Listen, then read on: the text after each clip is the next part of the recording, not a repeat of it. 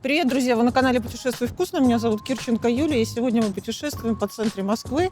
А поможет мне это сделать? Господи, кто же мне поможет это сделать? К нам приехал наш бельгиец дорогой. Дорогая. Мы опять в Москве, ура! В общем, Марусь проведет нам экскурсию по центру, а еще мы сходим в депо и посмотрим, какое разнообразие дает Москва, в отличие от Брюгге. Абсолютно. Посмотрим, поедим. Пойдемте.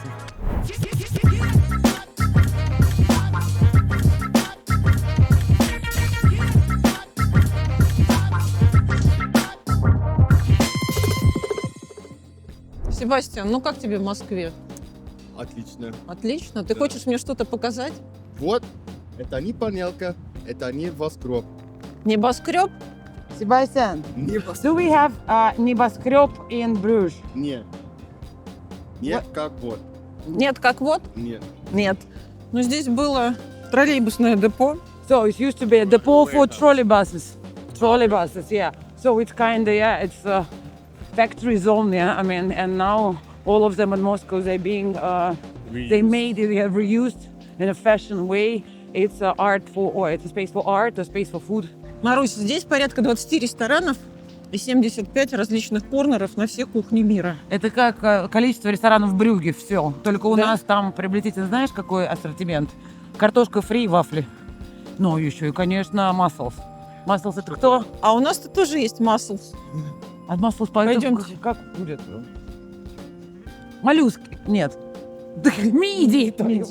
И вот сразу же мы, не доходя до депо, видим здание в стиле конструктивизма. Да, мы любим конструктивизм. Кстати, многие архитекторы мира вдохновлялись этой стилистикой. Одна из них Заха Хадид. Ты слышала об этом? Нет. Пойдемте. Открываешь вину. Жалко, что Лена Никитина. Нет, она бы тут нам сейчас тоже открыла свой мир. Так, ну что, бельгийские друзья, пойдемте сейчас открывать мир московской гастрономии. Ну смотри, вот есть разные рестораны, и есть вход в огромное пространство, куда мы сейчас... А пойдем в пространство в огромное? Пространство такое? Конечно. Ресторанов можно везде посмотреть. Огромных пространств не так много в Европе. Мне кажется, в Европе должны быть где-нибудь в Брюсселе. Фудкорты такие, как здесь, нет. То есть аналогов нет в мире. Нет. Саш, ну и дурак, что с нами не пошел.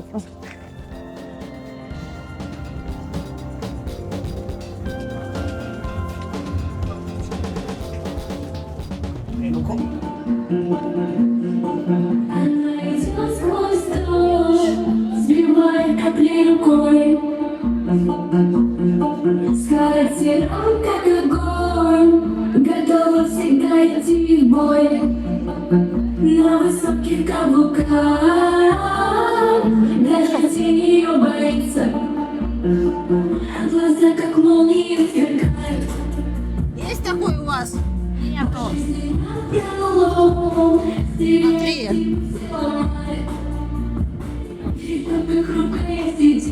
А сколько помидоры стоят?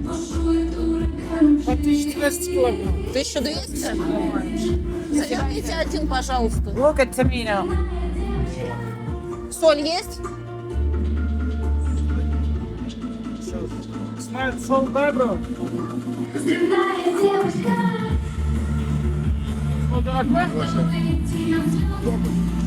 Да? Ты мои любимые Бельгии. Там нет нормальных помидоров. Все, что мы там едим, это пластик. Нет, ну очень редко, но можно купить. Такого? Am I right? You don't have-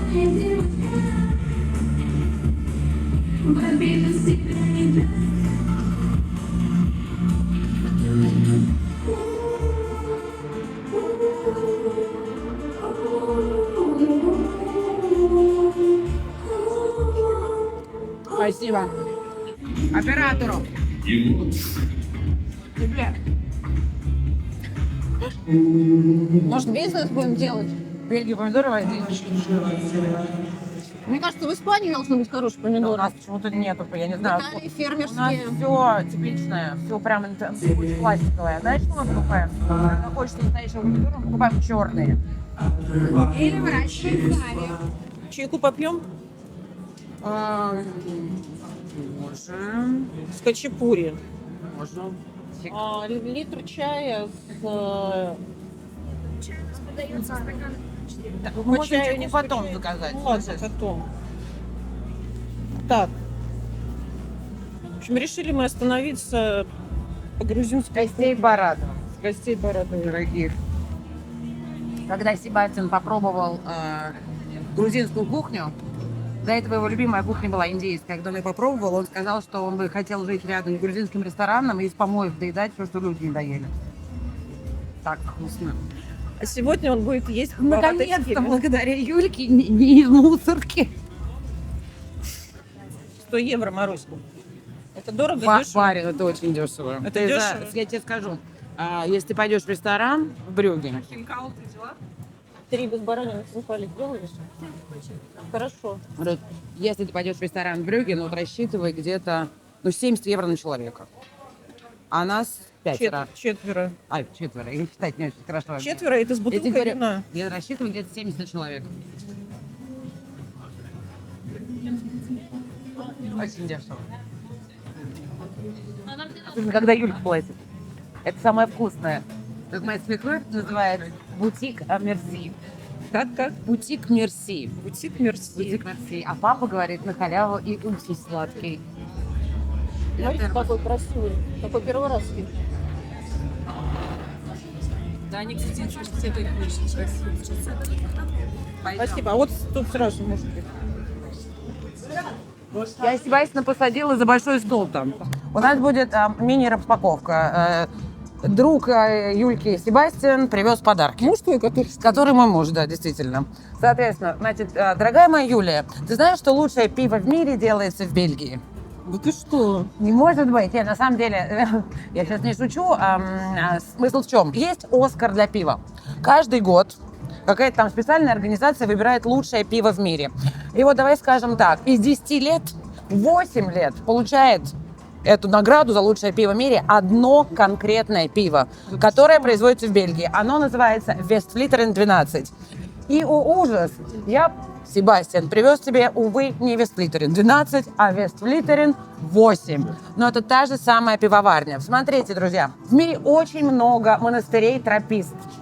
Но только 11 из них производят пиво. И из этих 11 5 находятся в Бельгии. И это самая известная пивоварня в мире, монашеская, да, которая производит пиво. Увы, Westvleteren 12 достаточно сложно добыть, и Себастьян просто не успел. Но это их же. Так что, пожалуйста, тебе Потрясающе. и Виктории, соответственно. Да, потом расскажешь своим зрителям, да? Ты уже им рассказываешь, Марусь. Ты Да, им друзья, рассказываешь. пиво крепкое, 8% алкоголя. Соответственно, пиво продолжает бродить в бутылке. Иногда в бутылке даже остается осадок, как в вине. То есть это не является показателем того, что пиво испорченное, просроченное. Бокалов. Да, да, Юль, но если у тебя нет бокала Westvleteren 12, Себастьян, which size for Westvleteren like this? Чашей. Вот если для вина есть большие бокалы, вот такие чашеобразные, да, кубки, вот, наверное. Оно должно дышать Да, еще, да. открываться. Вот так вот. Вот. Видишь, вот он, да, тут тут нарисовано, всё можешь показано. показать. Да, соответственно, всего эта пивоварня производит 3 вида пива: Westvleteren 6, Westvleteren 8 и Westvleteren 12. В следующий раз мы привезем тебе Westvleteren 12, или ты до нас доедешь. Я надеюсь, что все-таки следующий раз Раньше не доедет. это пиво было запрещено к продаже в любых магазинах, потому что это limited edition пиво, да? Что? Теперь его можно купить онлайн через Голландию. Бельгийцы покупают это пиво в Голландию. Раньше только в самом монастыре. Для этого, чтобы купить это пиво, раньше должна была приехать в монастырь. Одна машина могла заехать только 1 раз в 2 месяца. И если ты думаешь, что можно было взять, не знаю, там 10 ящиков, нет. На одну машину 2 ящика пива. Ну, маленьких выдавалось.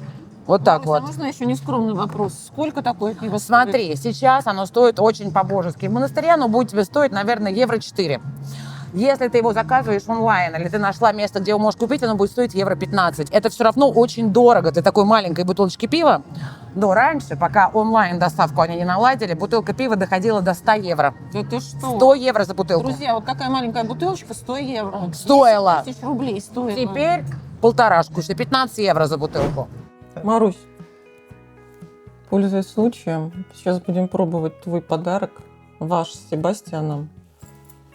Так, это у нас тропист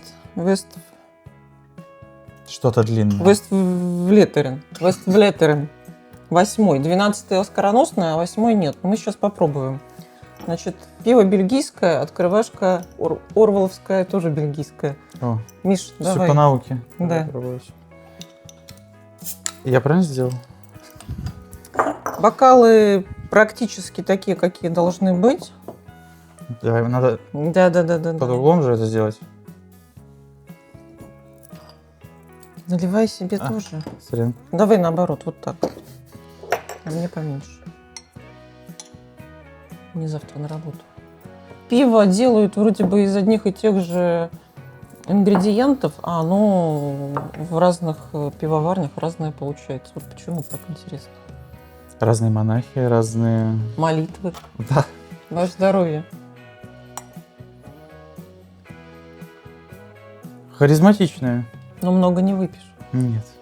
Крепенькое такое. Но очень харизматичное, очень яркое. И отлично идентифицируется. Как будто бы с шоколадом. Марусь, ну и, конечно же, мы сыр расчехлили. Попробуем. Я подержу. Старый брюги.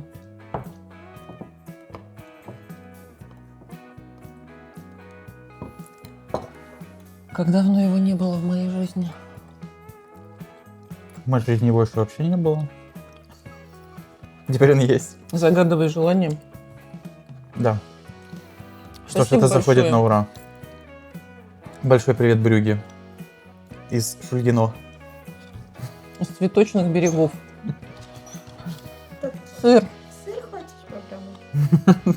Сейчас будет. Ну, сейчас. Будешь? Давай без корочки, да? Угу. Опа. Марин, ну заходит даже младшему поколению. Ну, тут уже не такие богатые дары остаются, но это дорогой любимой маме. Бельгийский шоколад, темный и, соответственно, Ну, это молочный. с нашим бабуситом. Да, бабусита. Ну, Юлька и тоже сыр старой брюги. Куда ж без него? Но это вот, знаете, вот так вот по кусочку отрезать, смотреть на камин. Ты знаешь, как сыр правильно резать? Ни в коем случае. Сыр нас научили, друзья. Сыр режется вот такими долями. Диагонали. Понимаешь, чтобы всем досталось немного корочки, не было... Подожди, Я понимаешь, поняла. да? Ну тут же тоже... Вот, Себастьян, you remember like this, right? Иначе очень несправедливо. Слушай, французы вот так показывают. Вот так. Я вот тебя так. поняла, вот так по диагонали. По диагонали. чуть-чуть. И еще одна история. Этот сыр очень круто есть с горчицей, но только типа дижонской, не с русской, крутой, да, от которой у тебя, не знаю, слезы из носа. Луковый. И прекрасная с луковым, Из мюзеля. да, конфитюром. Еще в Бельгии, по крайней мере, они очень любят конфитюр из инжира с сыром. Так что имей в виду. Ну, это у нас хватает. Пожалуйста. В общем, такой сыр стоит в Бельгии 26,50. То есть За КГ, да? 2400 за КГ. что дорого? Нормально, для таких сыров нормально. Нормально? Нормально. Нормально, говорит Себастьян. Угощай Себастьяна фейхуей.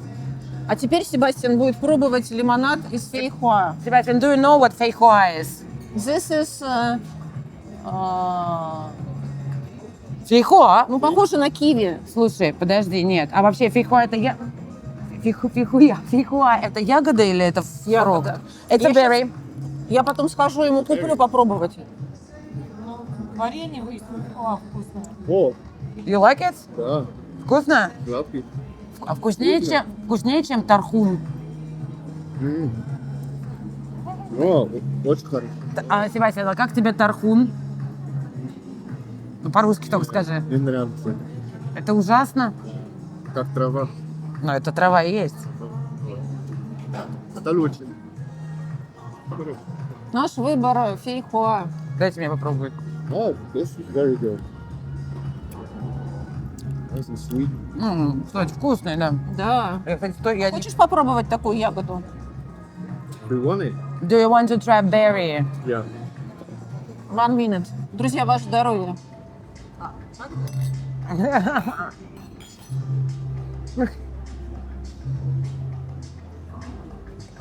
сейчас наш Себастьян, дорогой, будет пробовать Фейхоа. фейхоа, то, из чего делают вот этот вот лимонад.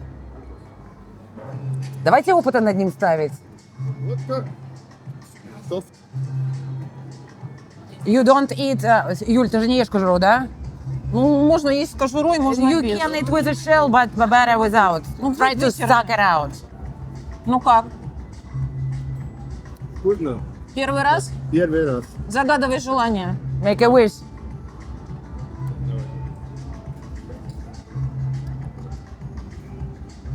Марус, представь, что это огурец. Ну, огурец, я небольшой любитель фейхоа, нет. Sour. Ну, странный вкус, на мой взгляд. Ну, это Скажи, что очень полезно. It's very healthy. Very healthy for your heart. Что там, Много микроэлементы? витаминов, микроэлементов. Vitamins, microelements, all the shit, yes? Спасибо. Благодаря Юле мы путешествуем вкусно. Да и без меня вы это делаете.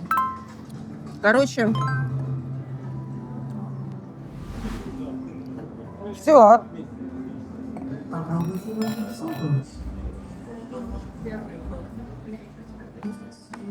Юлька,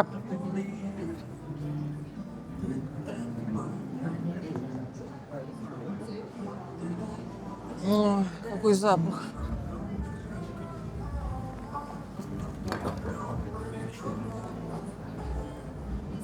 Конечно, бедненько, не как в дорогих ресторанах, но зато Знаешь что? душевно.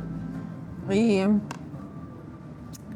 да, Юля, еще самое главное, понимаешь, рестораны есть везде, а такие фудкорты только в Москве. так Ну, по важно крайней же, мере. что друзья приехали. За дружбу. Лен, давай уже выключай нахер. Поели. Мать-кормилица, мать-кормилица. Себастьян, вкусно? Скажи, Да. дорогим. Да, очень вкусно. Но знаете что, если Юлька готовит, то вкуснее. Нет, надо ехать в Грузию на самом деле. Ну, это тоже верно. Локальную еду есть в локальных местах. Ну, понятно, что это фудкорт, но, в принципе, хачапури по-аджарски вышаг. Да, прекрасный. Лобио, кстати, было очень Лобио, вкусный. лобио, Но к сыру они должны зелень подавать. Как вообще сыр без зелени? Зелень и сыр – это деньги на ветер.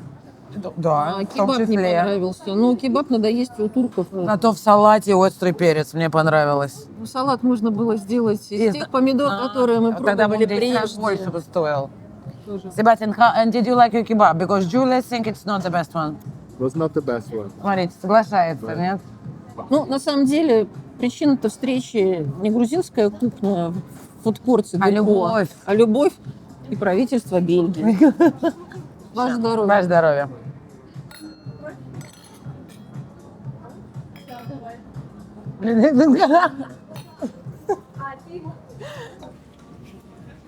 Маруся, девушка, как вас зовут?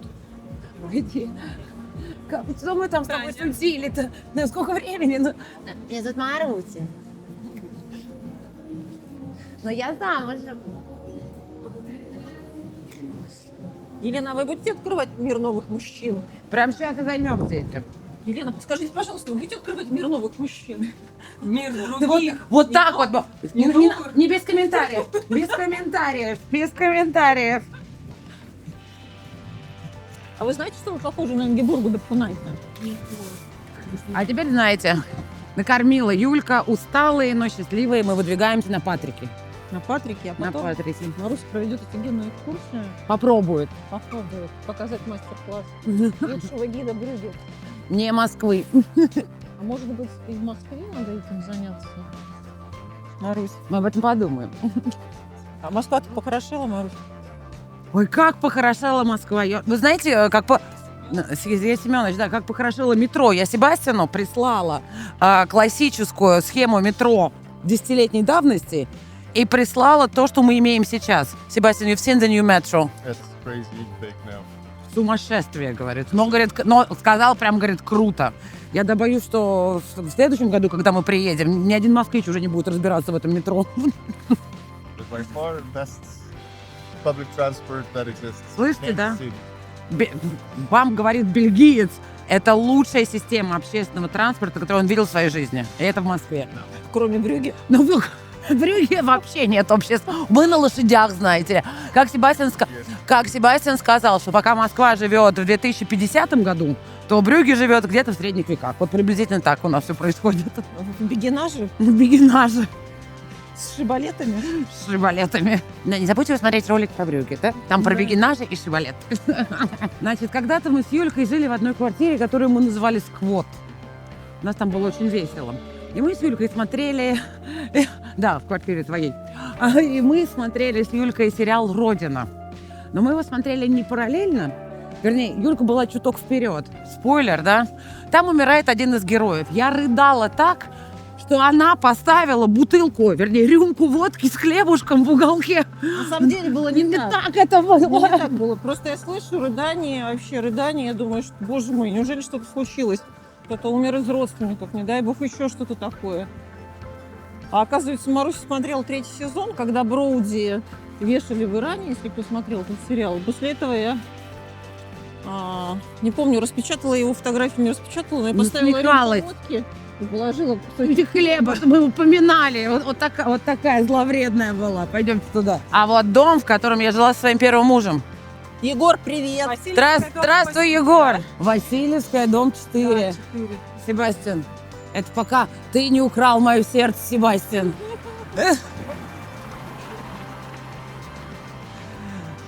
А здесь еще наша подружка Ирка Колесникова живет. Через дорогу. Ир, привет.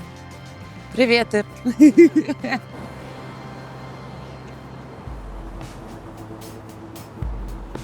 Что это, Марусь? А это дом, в котором нехорошая квартира. Пойдем. Расскажу вам одну историю. У нас, значит, в прошлом году корпоратив был в стиле «Мастера и Маргарита». Весь год бесовщина творится.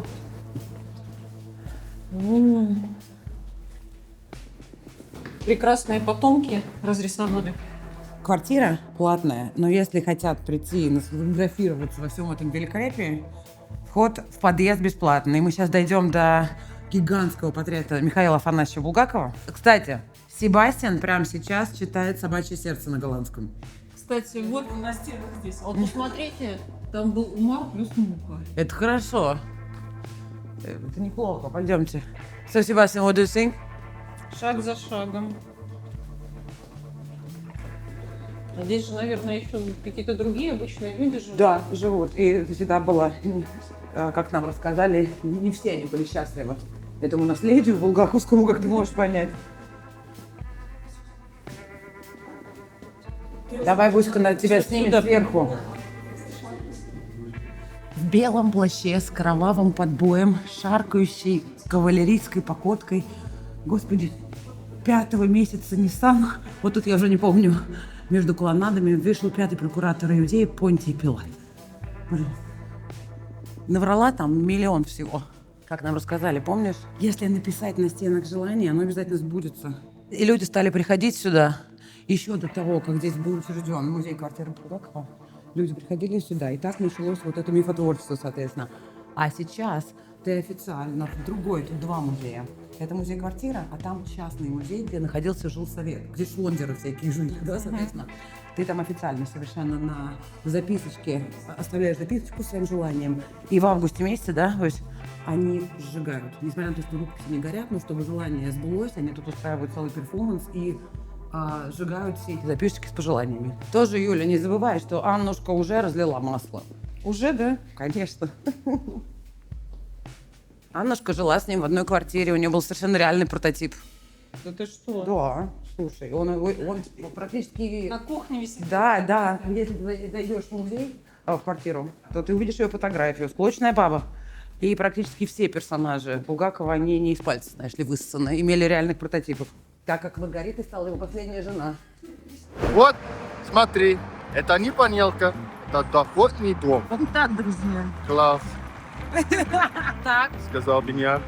Сразу оговорюсь, знания это не мои. Я сходила на чудесную экскурсию в Москве, чего всем желаю. Значит, соответственно, вот это вот доходный дом Горчакова. Друзья мои, ну, вы, наверное, знаете, но в 19 веке в Москве нельзя было купить квартиру. В Москве можно было купить только землю. И, соответственно, кто это мог сделать? Только очень богатый человек, да? Вот Горчаков был одним из них. Да как это делалось? Ты покупала землю в Москве, ты могла построить усадьбу для своего личного проживания, а могла построить прибыльный дом, который будет приносить тебе доход, соответственно. Все доходные дома, во-первых, они заказывались очень крутым архитектором, а все доходные дома строились по одному принципу. Ты видишь, да, первый этаж это всегда были лавки, там парикмахерские, Ну, да, как и какие-то, сейчас. как и сейчас. Более того, не забываем, в те времена лифтов не существовало. И казалось бы, что второй этаж должен быть самым престижным этажом для жилья. Это было неправда, потому что давайте не забывать. Вот тут вот не машинки ходили, а лошадки. Навозом здесь было хорошо все удобрено. И ладно, зимой этот навоз еще худо-бедно. Палочка кока была? Да, была и палочка кока, и стафилококка, и прочее. Разная палочка классная. Летом вся эта навозная взвесь, она поднималась в воздух, и вот если ты думаешь, что классно было чайку на балконе попить, то это было не совсем так. И плюс еще не забываем, что здесь находились всевозможные лавки, соответственно, мыши и тараканы оттуда лезли наверх. Соответственно, да, второй этаж не был самым престижным. Самым престижным был третий этаж. И чем выше, тем дешевле было жилье. Но это у нас парадный фасад, да, сам, да, то есть никаких совершенно бедняков здесь не жило. Молодые доктора, юристы, начинающие актрисы, вот такие вот товарищи жили. Более того, наверху не селились богатые люди и по другой причине. Потолки были очень маленькие, 2,9 метра. У тебя люстра была больше. Ты представляешь, да, ты даже люстру свою впихнуть не Сейчас могла. 2,9, это считается очень круто. А вот тогда это было очень не круто. Более того, заметь, доходные дома, ты, если посмотришь в Москве, у них очень мало балконов. Потому что если ты снимал квартиру с балконом, тебе за балкон каждый месяц нужно было доплачивать определенную сумму. А так как, опять же, вспомним, пахло здесь не очень приятно, немного людей распивали здесь чаи. Соответственно, уже изначально архитектору заказывалась постройка дома таким образом, что не более 20-30% фасада это балконы. А вот за что платил каждый жилец в этом доме, причем даже не тот, кто жил здесь. Смотрите, богатые люди жили здесь. Дальше мы пройдем внутрь, во дворы. Вот это вот, да, для обеспеченных людей. А внутри для людей. Ну, люди, челядь, прислуга и всяческие бедняки. И если у тебя не хватало денег поселиться здесь, но ты всегда мог воспользоваться, там, где написано «деловой центр», это был парадный подъезд. Он был проходной. То есть ты представляешь, такая крутая, подъезжаешь на извозчике, да? Заходишь сюда, и это престиж, это статус, а ты не очень богат. Живешь ты внутри, и вот за возможность воспользоваться вот этим парадным входом платил ведь, ну, не совсем уж нищие люди, да, но вот за такую дверь платили все, и поэтому во многих подобных домах у них всегда есть сквозной подъезд, который выносит непосредственно в людскую зону челяди. Соответственно, да, на этом пока все, пройдем. Ну а вот здесь, как ты понимаешь, Юля, да, жила челядь. Челядь, обслуга и всякие низкого социального статуса люди, да. Смотри, насколько им меньше двери. А как они мебелюшку-то таскали? Мебелюшку они таскали, я думаю, через парадные, через окна. Это еще не забывай, в Москве это не брюки, тут достаточно широкие подъезды, Как они наверх большие. поднимали? Были краны, что ли, какие-то тогда? Это я тебе точно не расскажу. Не А вот представляю. пишите в комментариях, что там Так. было-то. Но то, что я тебе могу рассказать, потому что смотри, вот это вот, это весь комплекс как раз Горчакова. А вот это ему не принадлежало. И представляешь, как классно, живешь ты в доме, у тебя выходят окна на глухую стену чужую. И тогда еще, смотри, ты видишь, она желтого цвета. А сейчас много такого в Москве. А тогда стены совпадали по цвету с сейчас. Знаешь почему? Потому что было постановление, что люди, чтобы не вешались в своих вот этих конях, да, что когда они выглядывают, а у тебя не просто стена, а стена веселенького солнечного желтого цвета. И все вот эти внутренние дворы были покрашены желтым. Это что, такие оптимизм был. вот. Оптимизм, да, пойдемте. Ну, у Себастьяна, кстати, такие. Не просто усики, пропуск в трусики, эти усики. Вот эти, что ли? Ну, Нет, не Юль. такие. Вот эти усики. Какие гиалуроновые? Гиалуроновые усики. Такие, да. Вы считаете, что это нормальный размер кружки? Это абсолютно нормально. Это абсолютно ненормально по бельгийским стандартам, чтобы ты понимаешь. Да, в Бельгии по умолчанию, если ты заходишь в бар и заказываешь пиво тебе приносят максимум 0,33. По ряду причин. Первое, Ужасно. большая кружка, пиво быстро нагревается. Бельгийцы пьют только очень холодное пиво. И не забывай, бельгийское пиво, оно другое, оно, как правило, крепче, да, это не вот так вот его жахать. Лудить. Да, абсолютно. Соответственно, нет, это не нормально. Это абсолютно. Вот, смотри, это не панелька, это литр пива. А как же в Германии на Октоберфестах? У них другое пиво. У них другая культура питья абсолютно, Юль. Да ты что? Бельгия славна своими элями, а Германия славна своими лагерами. Лагерь пиво легкое, которое пьется намного проще. Peace water. Да? Для Себастьяна это пипи буквально. Ну, И как он сводча. говорит всегда. При том, что, знаешь, прекрасно пьет Балтику третью здесь и Жигулевская барная. Мы хотели пройти сегодня и посмотреть красоты Москвы, но, как обычно, засели в каком-то очень, кстати, невнятном баре, но... Под названием «Север». Привет, Анне Север. Ты понял? Большой привет, Анне Север. Вот, но главное, как Юлька всегда говорит, дело не в том, где мы сидим, а с кем мы сидим. Ну там все потемнело, друзья, поэтому эту Москву мы покажем вам. В следующий раз. Потому что в следующий раз я покажу тебе затворки Китай-города просто невероятные. Просто вот там контент напилишь просто ум отъешь. Марусь, скажи, пожалуйста, а в Бельгии есть госуслуги? Вот в таком формате, как здесь, нет. То есть у нас Вот. крутой формат? Да, это абсолютно крутой формат.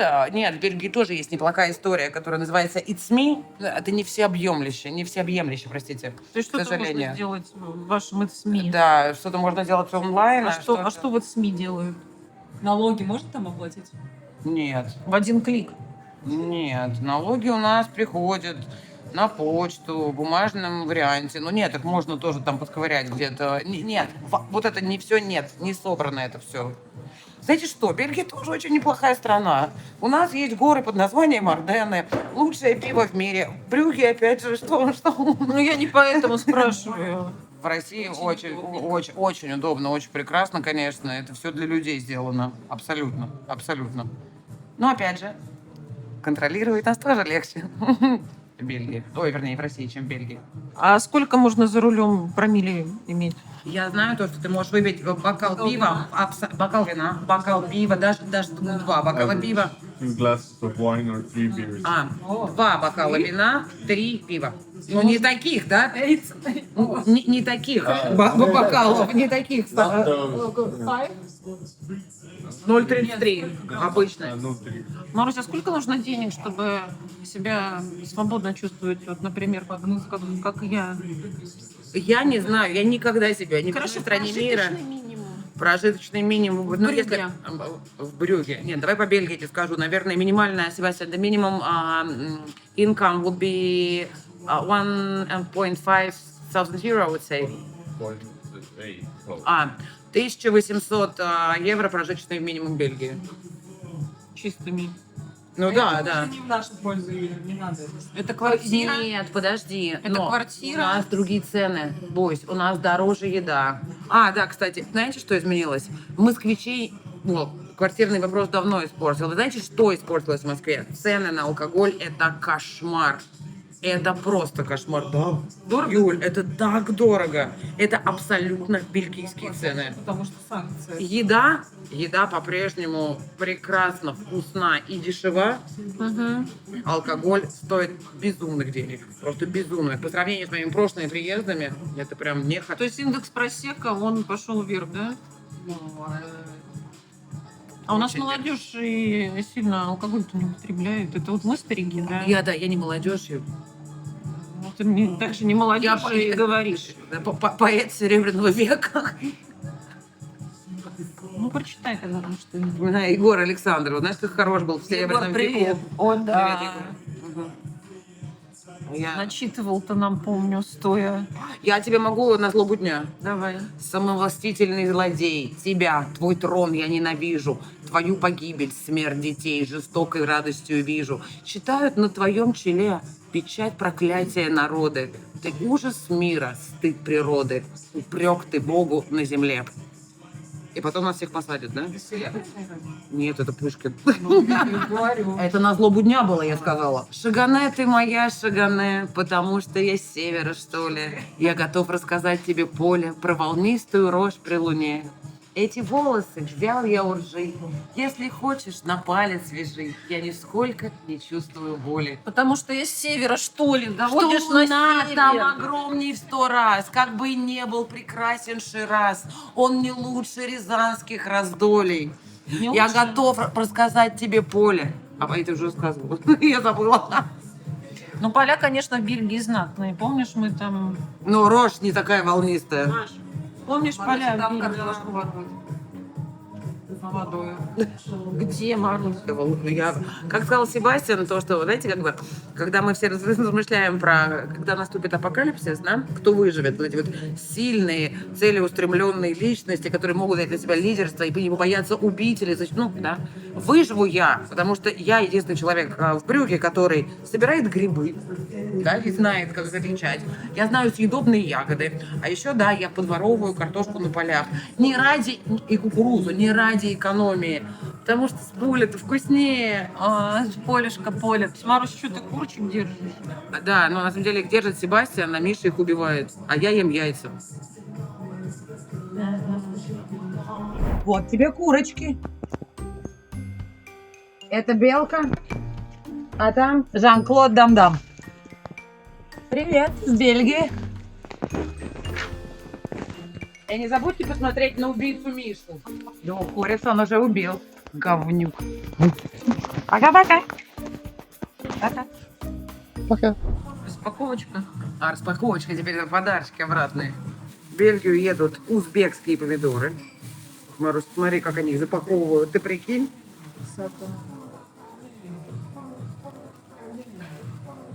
Помидорка. Они пахнут? Да, они пахнут. Попробуй съешь. Не хочешь съесть это? Ну там мед. Мед. Медятина. Ну давай дальше, нам важнее другое. Самое главное, вы представляете. Мама Юлькина. Маме сколько лет? 91. 91 год. Вот такие носочки. И Себастьяну, и тебе уже там отопление-то. Мы же там, у меня в туалете снег идет, чтобы вы понимали, да? Соответственно, да, это носочки. It's for you and me, Sebastian. 91 years old. И маме Себастьяна тоже. And this is for Nick. 91. 91. Да? И что ты так это самое? 91 год. Сейчас вот ведро капусты захватит. Давайте за маму. Сам мама. Мам, за тебя. Да. Мам, за тебя. Марусь, покажи свою татуировку. Ну, что? Расскажи про этот стиль. Это хайда. Соответственно, это татуировки native американская. Канадских Да, нет, индейцев. они не просто канадских, это граница. Они там проживают как бы исторически север Америки и Канады. То есть вот там вот они живут, да. И стиль этот, как бы я узнала от вокалиста группы Red Hot Chili Peppers Энтони Кидиса, потому что у него гигантский орел на спине. И здесь вот, да, даже Red Hot Chili Peppers. Вот здесь вот, да. Надо обновить, конечно, уже это старье. Вот так вот, да. А почему я про это рассказываю? Кстати, если вы смотрели кинофильм «Твин Пикс», сериал, прекрасно. Все эти тотемы, да, это все хайда. Это все хайда. Марусь, такую футболку хочу подарить. Из музея индейцев в Вашингтоне. Видали? Хайда. That's for me. Not for you, Себастьян. Будешь делать экскурсии. Какой Но это... Это не панелка. А что это? Футбол. Это не панелька, это а вот это вот Уходит голодающим по Волжье. уходит в мир, где будут искать Высокооплачиваемым. новые вкусы будут искать. Это вологодское Высокооплачиваемое. масло. Это тебе. А, нет? Да. Это очень вкусное масло, невероятное, потому что Вологда это... Настоящая, да, вологодская. Там только 7 заводов. Где ж ты моя черноглазая, где? Вологде, где, Вологде, где, в доме, где цветной полиса. Марусь, а что там чаевые, как в Бельгии, оставляют? Бельгийцы хреновые оставляющие чаевых, поверь мне, они оставляют очень немного. Голландцы самые, вот это прям люди... Не щедрые?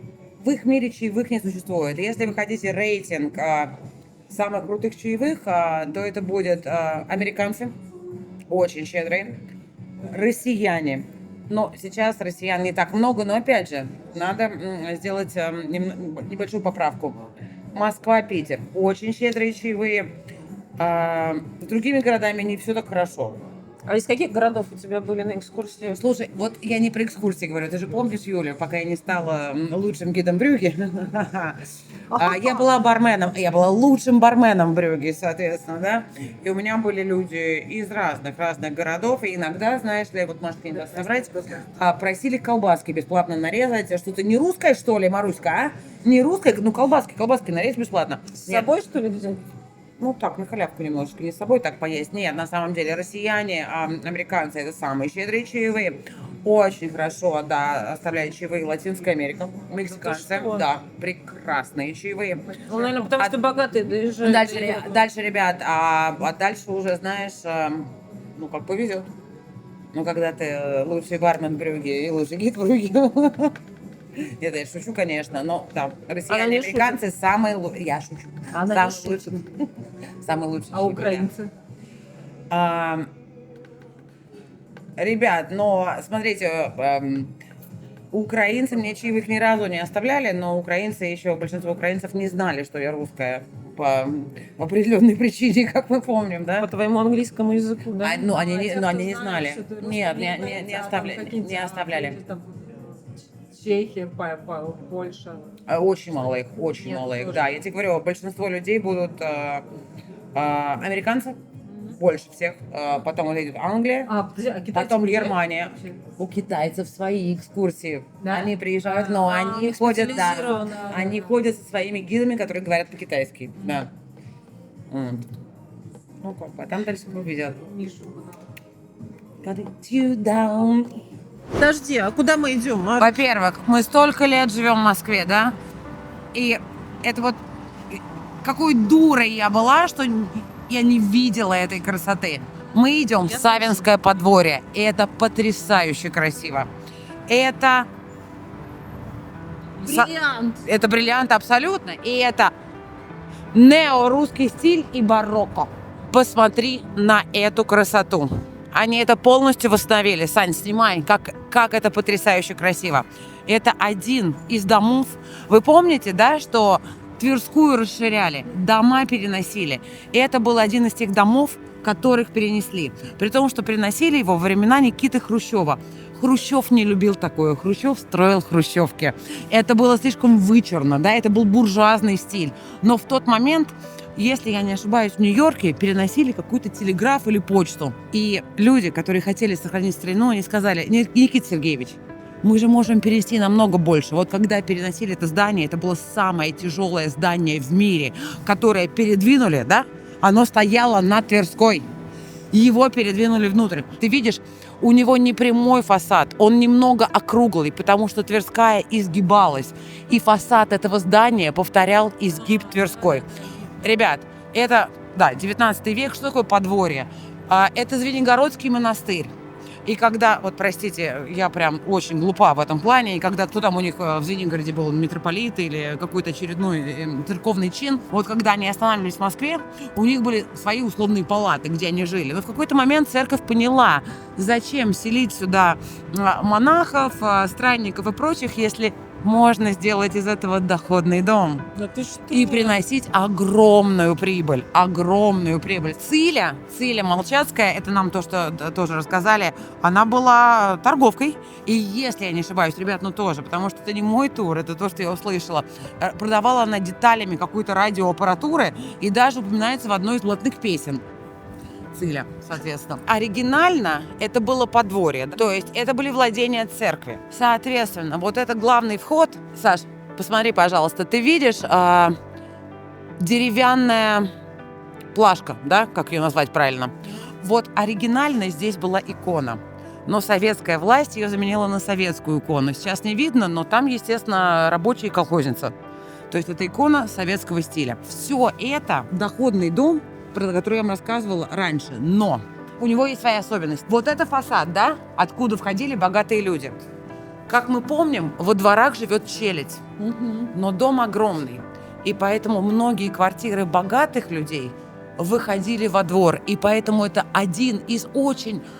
Это как бы исключение из правил, когда и внутренний двор так богато украшен, потому что должен был услаждать взгляд богатых людей. Но при этом повторяется все то же самое. Саша, Вот дверь для челяди, потому что через внутренний двор богатые люди не входили. Здесь вот это вот вход для челяди. А, ну там видно винтовая лестница. Видишь, нет, они тоже винтовые, но ты посмотри, насколько она простенькая. Лаконичная. Да, по сравнению с парадной лестницей, посмотри, какое богачество на втором этаже здесь. То есть ты сразу понимаешь, здесь проходили богатые люди. Посмотри, какая красота. Ну, это практически Белипок.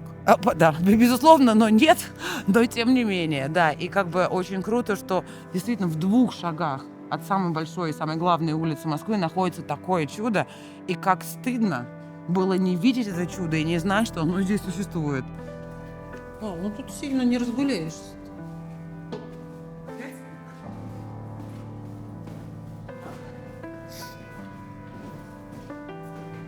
Ну тут все тупик, закрыто. Все закрыто. Но тем не менее, да. Но мы побывали. Я думаю, что нужно сходить сюда на экскурсию. И спасибо, Марусь, что ты мне и, возможно, нашим общим подписчикам. Ну просто смотри, как это красиво. Как это сделаешь красиво. культурный толчок. В общем, короче, да, это последний доходный дом на сегодня. А в следующий раз мы пройдемся по Китай-городу. Вот, смотри, это доходный дом.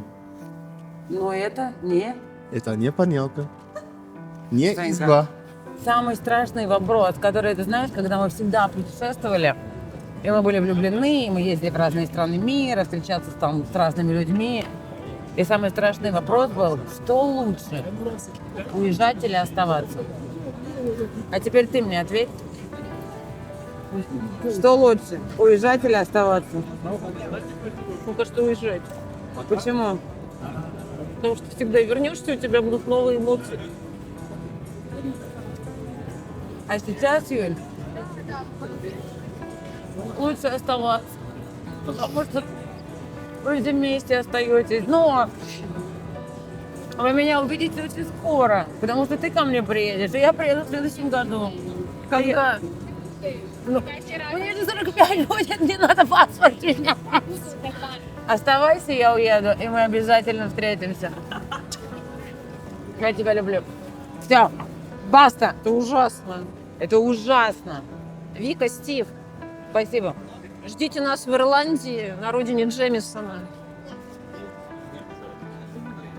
Спасибо. Muscles and Cackles и вот это все.